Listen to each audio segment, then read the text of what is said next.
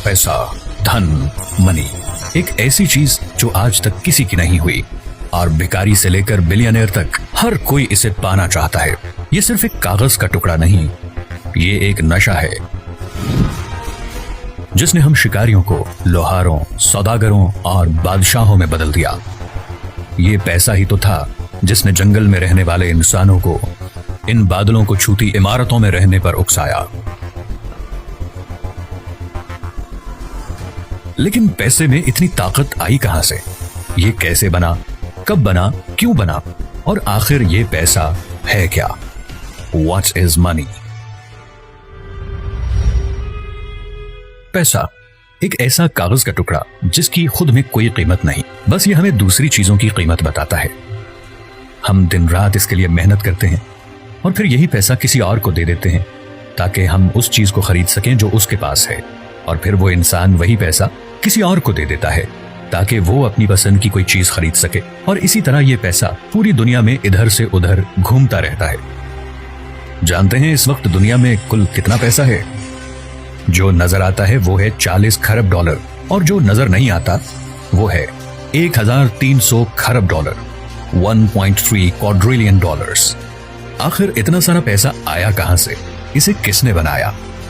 तो आइए मेरे साथ चलते हैं एक ऐसे सफर पर जिसमें हम जानेंगे पैसे की ऐसी कहानी जो सच में आपको हैरान कर देने वाली है। हम जानेंगे वो सब कुछ जो आज से पहले आपने कभी सोचा भी नहीं था। पत्थरों और सोने चांदी के सिक्कों से लेकर ऐसे पैसे तक जो नजर ही नहीं आता।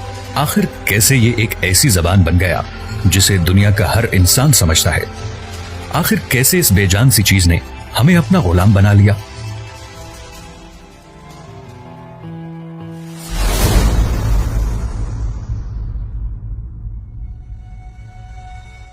तो आइए चलते हैं आज से 17,000 साल पहले, जब पैसे का नामो निशान तक नहीं था।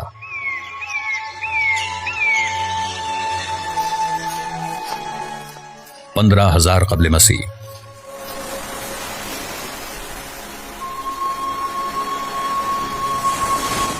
ये वो वक्त था जब इंसान छोटे छोटे कबीलों में रहा करते थे और उन सबका सिर्फ एक ही मकसद था, शिकार करना और किसी भी तरह जिंदा रहना।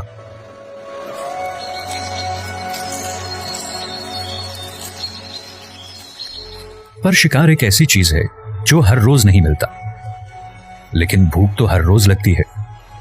यह भूख ही थी जिसने हर कबीले को दूसरे कबीले से कोई चीज लेने और देने पर मजबूर कर दिया। तुम हमें ताजा गोश्त दो और हम तुम्हें अपने हथियार देंगे।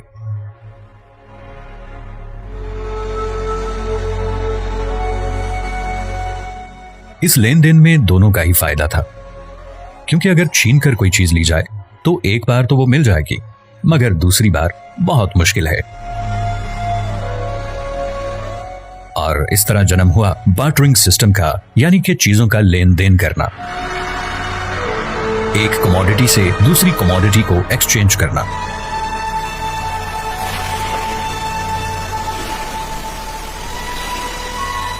कहा जाता है कि बार्टरिंग सिस्टम की शुरुआत कहीं ना कहीं मेसोपोटामियन ट्राइब्स ने की थी। मेसोपोटामिया साउथ वेस्ट एशिया के एक इलाके का नाम है जहां आज इराक है। यहीं पर मेसोपोटामियन ट्राइब्स रहा करते थे। बार्टरिंग सिस्टम ने यूं जाने कि हमें बदल कर रख दिया। एक दूसरे से लड़ने वाले इंसान अब मिलजुल कर रहने लगे। हर कोई एक दूसरे से ट्रेड करने लगा।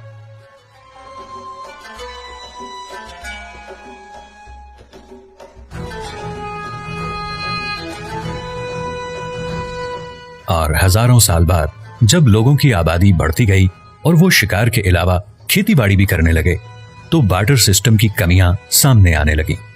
इतने सारे लोगों के साथ ट्रेड करने पर यह याद रखना मुश्किल हो गया था कि किससे कौन सी चीज लेना थी और किसे कौन सी चीज देना थी। ये याद रखने के लिए हमने क्ले के छोटे छोटे टुकड़ों पर लिखना शुरू कर दिया, जिससे शुरुआत हुई अकाउंटिंग की। हमने चीजों का हिसाब किताब रखना शुरू कर दिया। लेकिन बार्टर सिस्टम की परेशानियां यूं समझें कि खत्म होने का नाम ही नहीं ले रही थीं। सबसे बड़ा मसला तो यह था कि ट्रेड करने के लिए दोनों का रजामंद होना जरूरी था। तुम्हें तो जो चीज चाहिए वो मेरे पास है, पर मुझे वो चीज नहीं चाहिए जो तुम्हारे पास है। इस वजह से ट्रेड नहीं हो पाती थी।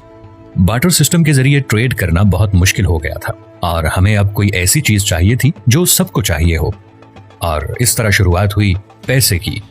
ये वो पैसा नहीं जो आप समझ रहे हैं, ये थी कमोडिटी मनी। हमने हर उस चीज को पैसा बना लिया जो नायाब थी, जिसे हम खुद भी इस्तेमाल कर सकते थे और हर कोई इसके जरिए ट्रेड करने पर राजी था। जैसे गाय, भैंस, बकरी, कुल्हाड़ी, चाकू, छुरियां, तीर, तलवार, जानवरों की खाल, टोबैको, सॉल्ट, मोर के पंख, वेल टीथ, अल्कोहल, कौरी शेल्स और यहां तक के इंसानों को भी। जी हां, उस वक्त गुलामों को पैसों की तरह इस्तेमाल करना एक आम बात थी।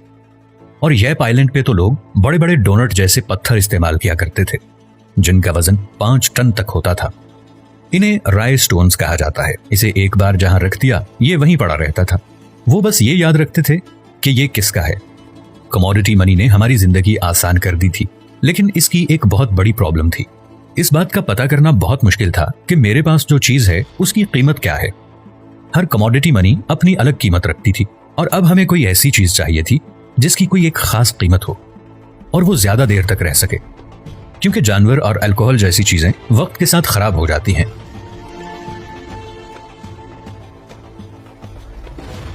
छह 600 कबले मसीह, आज से 2600 साल पहले एंशिएंट ग्रीस में शुरुआत हुई मेटालिक मनी की। सोने और चांदी को मिलाकर ऐसे सिक्के बनाए गए जिन पर शेर और बैल बना होता था। लोगों को दिन रात की मेहनत के बाद सिर्फ 2 ही सिक्के मिलते थे जिनसे उनका खाना भी नहीं आ पाता था। गौर से देखिए इसे। यह है दुनिया का सबसे पहला सिक्का, द लेडियन स्टेटर। कहा जाता है कि सिक्कों की शुरुआत 1000 कबले मसीह में सबसे पहले चाइनीज ने की थी, जो पीतल और तांबे के सिक्के बनाया करते थे। लेकिन लाइडियन स्टेटर की तरह उन्हें इस्तेमाल करना लाजिम नहीं था। लाइडियन स्टेटर के बाद तो यूं समझें सिक्कों की बारिश होने लगी। हर सल्तनत के बादशाह ने अपने नाम के सिक्के बनाना शुरू कर दिए और हर कोई सिक्के इस्तेमाल करने लगा, क्योंकि इनके जरिए ट्रेड करना बहुत आसान हो गया था। और एक तरह से देखा जाए तो मेटल मनी भी तो कमोडिटी मनी ही थी। सिक्के अगर कम हो तो पता नहीं चलता, और अगर ये ज्यादा हो तो इनकी सबसे बड़ी कमजोरी सामने आने लगती है।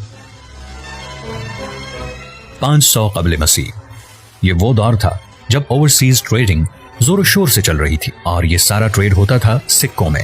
और सिक्के जितने ज्यादा हों उतना ही ज्यादा उनका वजन होता है, और वजन ज्यादा होने की वजह से वो समुद्री जहाज में जगह भी ज्यादा लेते थे और उन्हें ट्रांसपोर्ट करने में बहुत वक्त लगता था, जिसकी वजह से सिक्कों के चोरी होने का खतरा बहुत बढ़ जाता था।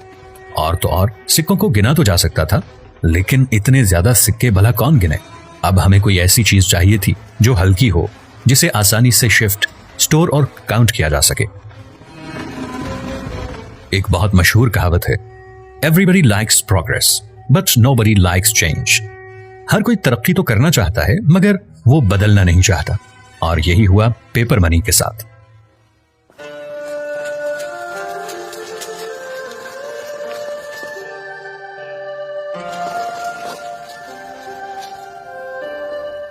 (1279) मंगोलियन चाइना का शहंशाह और चंगेज खान का पोता कुबला खान, जिसने ट्री बार्क यानी दरख्तों की छाल से दुनिया की पहली पेपर मनी को बनाया।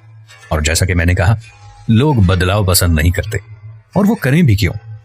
कुबला खान उन लोगों को उनके कीमती चमकते हीरों के बदले बस एक कागज का टुकड़ा दे दिया करता था।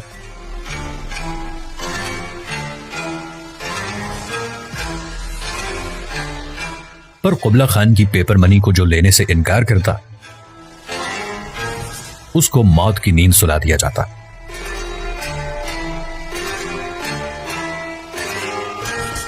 दरअसल ये थी तो पेपर मनी, लेकिन इसे कहते हैं IOU यानी मैं तुम्हारा कर्जदार हूं। ये कागज ले जाओ और जब चाहो वापस देकर अपने सोने के सिक्के ले जाना। और लोगों ने सोचा, इस कागज को सोने चांदी में बदलवाना ही क्यों, इसे ही ट्रेड करते हैं। और सिक्कों की ही तरह ये आइडिया चाइना के बाहर हर जगह फैलने लगा, और जाने अनजाने में एक ऐसी ताकत की शुरुआत होने वाली थी जिसे रोकना नामुमकिन था, और वो ताकत थी बैंक्स। पेपर मनी की वजह से इंटरनेशनल ट्रेडिंग इस इंतहा तक बढ़ गई कि IOUs यानी उस वक्त की पेपर मनी हर किसी के पास होने लगी। और यहीं पर कुछ ऐसे लोग जो पैसे के प्यासे थे, वो लोगों से उनके सोने के सिक्के लेकर उन्हें IOUs देने लगे। पर IOU एक ऐसी चीज थी जो वो जितना चाहे छाप सकते थे, और लोग भी वो पेपर मनी लेने लगे क्योंकि उन्हें सोने के सिक्कों के चोरी होने का डर रहता था। और आप तो ये जानते हैं कि बैंक पैसा कैसे कमाता है, उधार देकर। और अब वो मिनी बैंक उन लोगों को IOUs उधार देने लगा, जिसकी वजह से शहर के अंदर पेपर मनी बहुत ज्यादा हो गई। और पेपर मनी ज्यादा होने की वजह से एक ऐसी चीज सामने आई जिसे कहते हैं इन्फ्लेशन, यानी कि महंगाई। जो चीज 1 IOU की थी वो बढ़कर 10 IOU की हो गई। उस बैंक में इतने सोने के सिक्के नहीं थे जितनी पूरे शहर में पेपर मनी थी। और जब लोगों को यह पता चला कि IOUs की कीमत कम हो रही है, तो वो अपने सोने के सिक्के लेने के लिए उस बैंक की तरफ भागे। और उस बैंक के पास उन सबको देने के लिए कुछ भी नहीं था। लोगों का बैंक्स पर से भरोसा उठ गया और कई सालों तक किसी ने बैंक पर गौर ही नहीं किया। अब वो अपने सोने के सिक्के घर में छुपा कर रखने लगे, जिससे पैसे का सर्कुलेशन बहुत कम हो गया था और बहुत सी परेशानियां सामने आने लगी थी।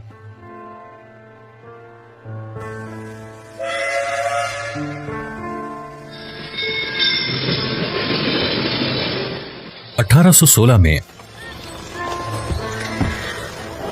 ब्रिटेन एक नया कानून सामने लेकर आया कि जितना गोल्ड हमारे पास होगा हम उतनी ही पेपर मनी प्रिंट करेंगे, जिससे महंगाई भी नहीं होगी और कर्ज भी एक लिमिट में दिया जाएगा। इसे कहते हैं पेपर मनी को गोल्ड स्टैंडर्ड के मुताबिक करना।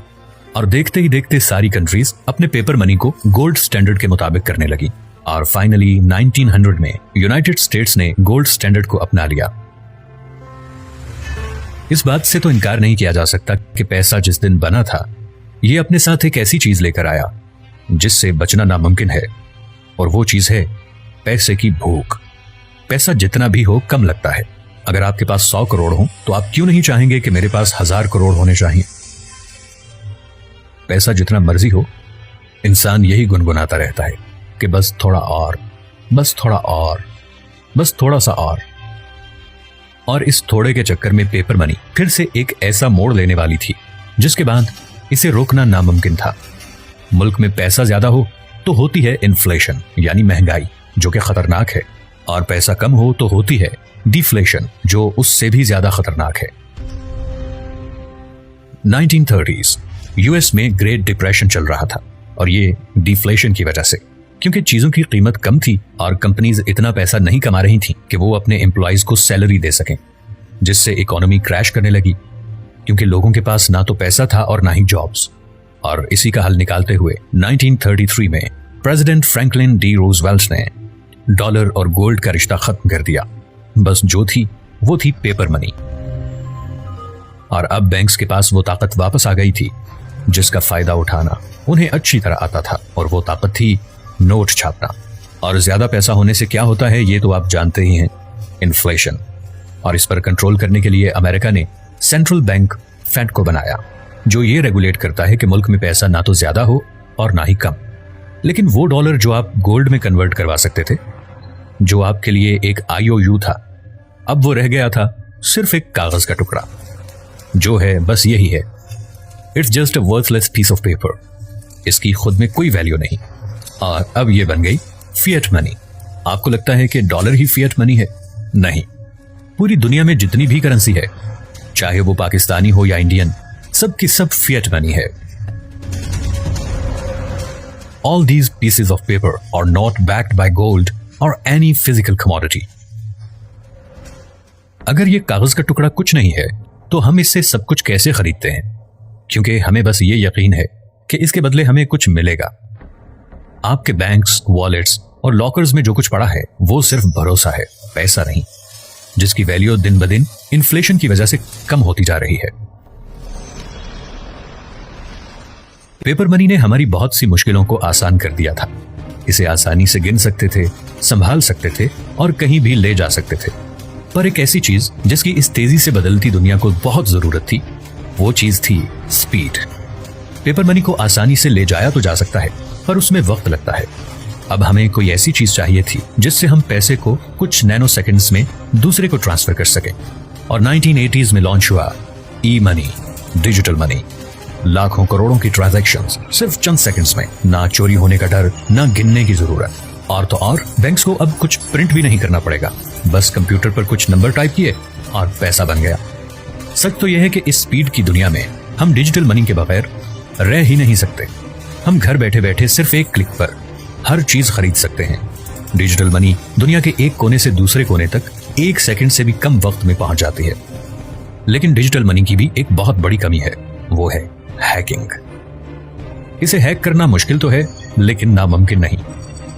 और इसी चीज से कोसों दूर 2009 में लॉन्च हुआ एक ऐसा पैसा जिसे हैक करना नामुमकिन है। मैं बात कर रहा हूं क्रिप्टो करेंसी की, बिटकॉइन। नाम तो सुना होगा। Credit cards, cheques, online payments, ये सब गवर्नमेंट के रूल्स एंड रेगुलेशंस के मुताबिक होता है। पर बिटकॉइन एक ऐसा पैसा है जिसका गवर्नमेंट से कुछ भी लेना देना नहीं, और ना ही ये किसी फिएट मनी यानी पेपर मनी से जुड़ा है। जो है वो बस कुछ नंबर्स। हम तो इसे बनाने वाले का सिर्फ नाम ही जानते हैं, सतोशी नाकामोटो, और कुछ नहीं। इस पर कोई भी गवर्नमेंट रूल्स अप्लाई ना होने की वजह से इसे इलीगल ट्रांजैक्शंस में आसानी से यूज किया जा सकता है। जितनी ज्यादा इलीगल ट्रांजैक्शंस उतना ही ज्यादा क्राइम, जितना ज्यादा क्राइम उतना ही ज्यादा एक कंट्री को नुकसान। बिटकॉइन चाहे जैसा भी है, पर इसकी ब्लॉकचेन टेक्नोलॉजी क्रेडिट कार्ड्स और ऑनलाइन पेमेंट्स में यूज होने वाली टेक्नोलॉजी से हजारों साल आगे है। इसे हैक करना इम्पॉसिबल है। एक बिटकॉइन को हैक करने में शायद 1 अरब साल लग जाएंगे, या फिर उससे भी ज्यादा। जानते हैं, जब बिटकॉइन 2009 में लॉन्च हुआ था तो एक बिटकॉइन $0 का था, और 2011 में इसकी कीमत थी सिर्फ $1, और 2021 में एक बिटकॉइन की कीमत थी $60,000। पाकिस्तानी 1,05 लाख रुपए और इंडियन 45 लाख रुपए। अब ये कोई स्कैम है या सच में अमीर होने का कोई तरीका, ये तो वक्त के साथ ही पता चलेगा। पर एक बार पीछे मुड़कर तो देखिए इस दुनिया को। इस दुनिया ने थोड़े से वक्त में कितनी तरक्की कर ली है। सिर्फ चंद हजार सालों में हम सोने चांदी के सिक्कों से ऐसे पैसे पर आ गए जो नजर ही नहीं आता। हमने इस पैसे को अपने फायदे के लिए बनाया था, लेकिन शायद हमें इसका नुकसान हो रहा है। आप पूरा महीना सुबह से लेकर शाम तक काम करते हैं, और महीने के आखिर में आपको क्या मिलता है? सिर्फ कुछ कागज के टुकड़े या स्क्रीन पर नजर आने वाले कुछ नंबर्स। आपको यह समझना होगा कि दुनिया पैसे पर नहीं, भरोसे पर चलती है, और जो हमें नजर आता है वो और कुछ नहीं, सिर्फ नजर का धोखा है। अब यह सवाल उठता है कि हम करें भी तो क्या करें? पैसा हमारी जिंदगी का हिस्सा है। आपको सबसे पहले असली पैसे को पहचानना होगा, और असली पैसे को पहचानने का सिर्फ एक ही तरीका है। वो चीज जिसकी कीमत वक्त के साथ बढ़े, कम ना हो, वो असली पैसा है। पेपर मनी की कीमत हर साल महंगाई की वजह से कम हो जाती है, और सच कहा जाए तो ये सिलसिला कभी नहीं रुकने वाला। लेकिन आप इस चीज से बच सकते हैं असली पैसे में इन्वेस्ट करके, जिसकी खुद में कोई वैल्यू हो। जानते हैं, इस दुनिया में जितना भी पैसा है, अगर सारा का सारा हर इंसान में बराबर तकसीम कर दिया जाए तो वो पैसा वहीं वापस पहुंच जाएगा जहां से वो आया था। लेकिन क्यों? क्योंकि इस दुनिया में जितने भी अमीर लोग हैं वो पैसे को समझते हैं, उसे जानते हैं। वो पैसे के लिए काम नहीं करते, बल्कि पैसा उनके लिए काम करता है। और जिस दिन आप इसे समझ गए तो आपकी जिंदगी हमेशा के लिए बदल जाएगी। पर यह सब करने से पहले आपको अपने आप को फाइनेंशियली एजुकेट करना होगा। जो वक्त आप हुकूमत और महंगाई को गालियां देने में जाया कर रहे हैं, वही वक्त आप अपनी फाइनेंशियल एजुकेशन पर लगाएं, क्योंकि कुछ नहीं बदलने वाला। आपको खुद को बदलना होगा। The more you learn, the more you earn.